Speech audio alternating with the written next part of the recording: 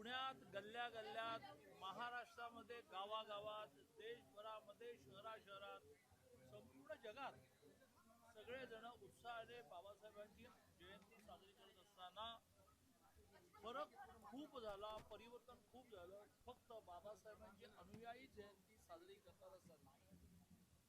Doctor बाबासाहेबांचे अनुयायी सगळेच आहेत. त्यांच्या जातीचे काय असं नाही. त्यांच्या जातीतल्या माणसाला त्यांच्याबद्दल या माणसाला काय देऊ असं वाटते की बाबासाहेबांनी उपकार केले. त्याला जातीयतेची मिळणारी वागणूक संपवली, आर्थिक समता मिळाली, शैक्षणिक समता मिळाली. त्यामुळे त्यांच्या जातीतला हा त्यांच्यावर श्रद्धा ठेवेल. परंतु या जगातल्या प्रत्येक भारतीयाने त्यांच्यावर श्रद्धा ठेवली पाहिजे, कारण त्यांनी लिहिलेल्या घटनेमुळे संपूर्ण जगामध्ये एक आदर्श लोकशाही आपण रुजवू शकलो. आणि त्यामुळे बाबासाहेबांनी जातीच्या विरुद्ध केलेला संघर्ष, विषमतेच्या विरुद्ध केलेला संघर्ष याची जाणीव जगातल्या भारतीयांनी ठेवली पाहिजे आणि ती ठेवली जाते. आज माझ्या घरी अनेक वर्ष बाबासाहेब आंबेडकरांची जयंती मी साजरी करतो. बौद्ध भिक्खू जेवायला येतात, बौद्ध भिक्खूंना वस्त्र देतो, हजारो लोक येतात. आता तसं मी जात मानतच नाही आहे, पण लौकिक अर्थाने कोणी म्हटलं की तुम्ही कशी आंबेडकर जयंती करता, शिवाजी महाराजांची जयंती करतो, महात्मा ज्योतिबा फुलेंची करतो, बाबासाहेबांची करतो. महापुरुषांना किमान जातीमध्ये आपण डिवाइड करूया नको. महापुरुष सगळ्या जातीचे आहेत, सगळ्यांचे आहेत. दादा मिसळ कशी वाटली? दीपक पायगुडे हा असा राज्यकर्ता जन्माला आला.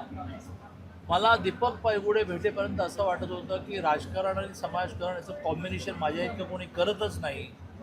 पण मला नतमस्तक व्हावं लागलं दीपक पायगुडे पुढे की त्याचा साईज जो आहे 1,00,000 लोकांना मिसळ, असा साईज आम्हाला काही जमत नाही. त्यामुळे सगळ्यांनी एकत्र बसून मिसळ खावी. इथे वेगवेगळी टेबल नाही आहेत, ब्राह्मणांची वेगळी, दलितांची वेगळी, ओबीसीची वेगळी. ज्याला खायची त्याने एकत्र बसून मिसळ खावी. त्यामुळे सहभोजनाशिवाय, एकाच ठिकाणचं पाणी सगळ्यांनी प्यायल्याशिवाय, आंतरजातीय विवाहाशिवाय, पुरुष महिला विषमता संपल्याशिवाय या भारतीय समाजाचा विकास होणार नाही.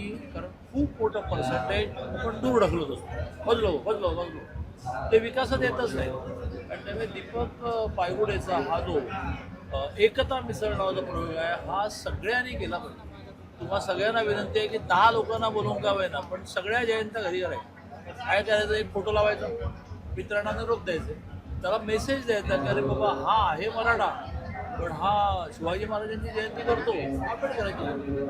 जय जय महाराज, जय भीम. हिंदी